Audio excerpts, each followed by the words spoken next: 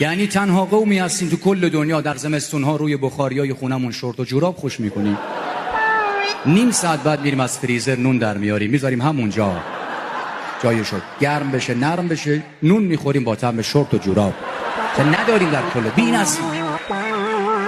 عجیبا غریبه. واقعا از این 4 نفر ممنونم جواب دادن. خدا شاهد ما تو هیچی اتحاد نداریم، تنها اتحادمون تو جاده است. هر روبرو هم بریم پلیسه. بعد دیگه تمام. چه اتحاد؟ به همینم من دیدم پلیس متوقفش کرده. چرا به اون گفتی؟ مگه دیگه ولش میکنه؟ با بچه بودیم شلوغی شتنت میکردیم، به ما گفتن تخم جن.